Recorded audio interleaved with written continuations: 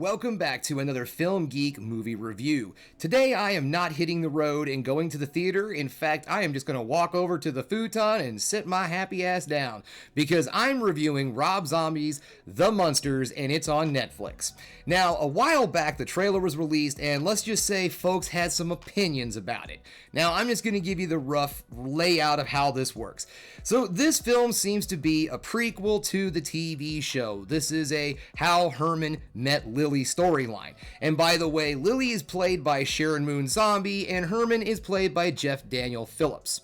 And this is an origin story, basically. How the two of them fell in love and how we ended up with the house and the Munsters and Eddie. Maybe that's going to be brought up somewhere in the film, maybe near the end. Maybe we'll find out. But it is definitely a prequel to the TV series.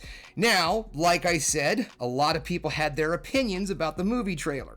Now, I didn't want to really base my opinion off of a movie trailer because I have made that mistake before and I've missed out on some perfectly good movies just because I thought the trailer looked like it sucked. So I watched the trailer. I have my own opinions about it, but I'm still going to check this out because I'm actually looking forward to it. When I heard that Rob Zombie was going to be making a Munsters remake, I was really interested in the project. And not just because I thought it was going to be turned into a hillbilly slasher 70s grindhouse flick. Okay, maybe I was just a little. But the main reason is because I know that Rob Zombie is a big fan of the Munsters, and I knew he was going to respect the source material and make something as close to the original product as he possibly could. Now, what I really hope is that he turns this on its ear, kind of like the Addams Family, where he takes an older property, but then takes the comedy and turns it more into, something a modern audience is going to enjoy. Now, I love a lot of slapstick and goofy little one-liners and puns and all that, but that kind of comedy hasn't aged very well since the 60s when this came out. So I'm really hoping that he's updated things a little bit, and Rob's going to be able to show off his comedy chops with this one. And it's a PG movie, so no hillbilly slasher murder fest. Alright, enough sitting here yammering about this movie. It's time I walk over to the TV and check out Rob Zombie's The Munsters.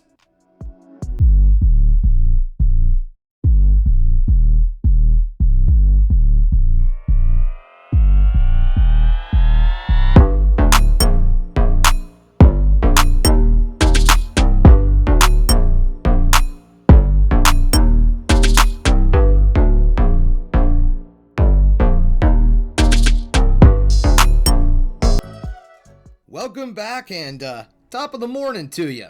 Okay, so full disclosure, yesterday, I guess you could technically say yesterday, when I made this decision, it was definitely yesterday. So I got it in my head. I looked it up, and The Munsters was going to drop on Netflix at 3 a.m. Eastern Time. So that put it at around 2 a.m. here in Missouri, which is Central Time. So I'm like, you know what? Screw it, man. I could do this. I'm going to stay up and I'm going to watch The Munsters as soon as it drops on Netflix at 2 a.m.-ish. And I did exactly that. So around like 1:30-ish or something, I started working on getting my intro done and all of that stuff put together. Did my little walk around thing there to try to emulate the driving to the movie theater little bit that I like to do and all. And when I got all that done and said and done, it was around 2 o'clock. The Munsters did drop on Netflix at about I think it popped up about 2:30-ish, somewhere around there, and I started watching the movie. Now, here's the thing. That movie was an hour and 49 minutes long.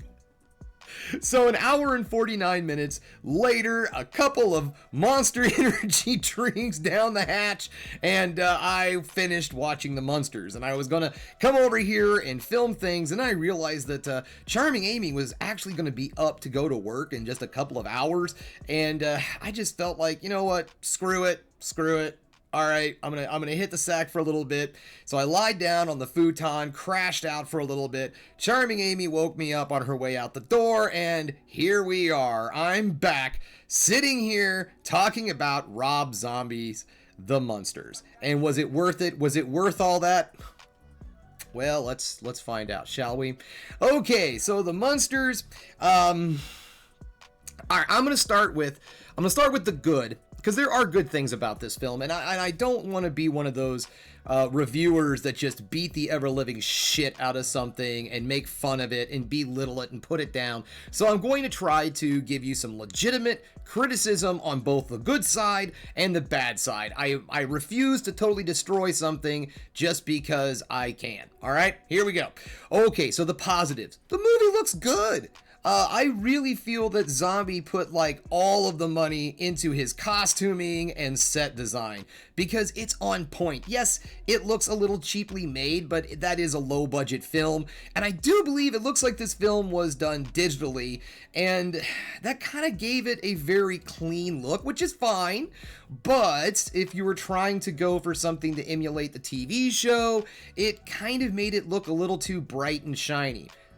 Now, that's the other good thing, though. The movie's very colorful, and I really did enjoy that. It's eye-catching, it's popping, and it really brings out the characters, and I like that. I was a little skeptical about the Munsters being in color like that, but it actually was really cool. I liked it.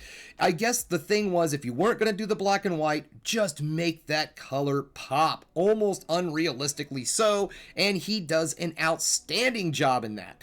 The other thing I'm also going to point out is Daniel Roebuck playing the Count, or Grandpa Munster, because he's not Grandpa Munster yet because this is a prequel. He's just the Count.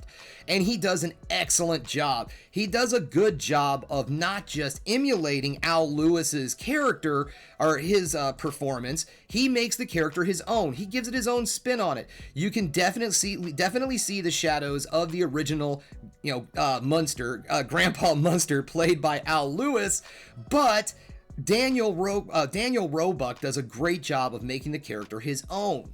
All right. That's about it when it comes to the positives on this movie. The things that really let me down. Okay, this was not like The Addams Family. This was not a bringing it into the modern era, with more modern themes and things of that sort, more modern comedy that's going to stretch out to a much wider audience. This is goofy as shit. I mean, this movie is just goofball, silly humor from the beginning to the end. It relies on sight gags and, silly puns, one-liners that really don't land. Before I started watching this, and believe me, I had all day and most of the night, I watched a lot of the old original series, The Munsters. As you can see back here somewhere, I don't know where I'm pointing to. Boop. But there we go, I found it. Okay, so as you can see, I am a fan of the old series, The Munsters. I do love that show. So I sat down and watched a bunch of the old episodes before I started watching the movie. And it still wasn't funny. Yes, the old 60s series had very goofy and silly and weird comedy attached to it, but there was still some really funny little one-liners and puns that still kind of made me chuckle today. And that was not in Zombie's film. It is very humorless. It's just not funny. Okay, the story, it's simple and sweet. It's like I said, it was a romantic comedy, basically, between Herman Munster and Lily, and it was fine. And the performances aren't god-awful, so don't get me wrong when I say this. Daniel Phillips does a pretty good job with the mannerisms and the goofiness of Herman Munster, but where he lacks is Fred Gwynne's deep voice that gave the character not just he made him a little scary because he's supposed to be a little scary. So that deeper voice and his big hulking size just made him more lovable when you found out that he was not a scary monster. He was just a big old pudding pie. And I don't feel like Daniel Phillips really brought that into his performance. And he makes Herman kind of stupid is the best way I could put it. Where, yes, Herman Munster is a bit naive and he is silly and he doesn't always make the best choices. He's not stupid, and it seemed like they really dumbed him down in this movie. Okay, that brings me to Sheri Moon Zombie and her performance of Lily. And honestly, guys, all right, before I start, again, another disclaimer. Honestly, I know a lot of people bitch and moan about Sheri being in every one of Rob's films and so on and so forth, and it just pisses them off, and they're like, "Nrr." I don't give a shit, honestly. I think it's kind of cool that the two of them are a married couple. They've been married together for a long time, and they're able to work together on projects like this. I think that's great. I honestly do. And unfortunately, it did not work out this time, guys. Sheri Moon Zombie was miscast. Now, she could have still been in the movie. There were plenty of parts that she could have been in. He could have expanded a little bit. She could have played Lily's mom or whatever. I mean, there could have been other elements. There could have been something else. And, she just didn't work. Now, where I was talking about Daniel Roebuck making the character a bit his own, but still doing a very good I guess you would say homage to Al Lewis's performance. Now, Sheri Moon Zombie doesn't do a terrible job, and I think this might be more of a misdirection than necessarily her fault, and that is that she doesn't necessarily make the character Lily her own character. She just feels like she's trying to be Yvonne DiCarlo from the original series, her interpretation of Lily. It just feels like she's trying to emulate her way too much and not make the character her own. And that was something that was really cool about the old Addams Family movies, is that there's a distinct difference between the way Gomez and Morticia are portrayed by the actors in both of those. Raul Julia and Angelica Houston had very different ways, but similar to the characters in the TV show. And I feel that Sheri Moon Zombie was trying to just be Lily from the TV show instead of giving it her own spin. And it hurt. It hurt the movie a lot. It didn't make it feel very authentic. Now, what I think he could have done to make this film a lot more solid, because I honestly have absolutely no idea whose audience this is. I just don't. Okay, so if this movie was made for a family film, you've got to have some kind of element to draw the children in. You need a character that's on their level that they can identify with. That was the whole point of having Eddie Munster in the original series, at least in my opinion, is to bring in the kid element. The goofball humor is there, and if there was something that could attract the children, you would probably have a pretty solid little family comedy that was tolerable. But I don't feel this was made for families. I don't feel it was made for kids, because there's absolutely no element in this film to draw them in. Yes, Herman's a goofball, but he's an adult goofball, and that's not enough to get those kids on his side, because they can't see through him. They can't experience things the same way Herman does. And I know that's a lot for just a goofy movie to try to take on, but hey, you want to know what it took to make this film better? Don't make it a prequel. And that's another thing. If you were going to try to just emulate the series and make this more like the Addams Family TV show, because that's what I feel they were going for. What Rob was going for was a complete homage, but he ended up making like a Xerox copy of the Munsters that got lost in the wash, because it doesn't have the charm, it doesn't have the comedy, and it doesn't have the fun elements that you would find in it. And I don't really know whose audience this is. To be perfectly honest, this film feels like it's for an audience of one, and that's Rob Zombie. I don't feel he took anyone else into consideration when he was making this movie, because it doesn't feel like it's really readily available for a mass audience. It is something that even fans of the series is going to look at and find holes and not like things about it.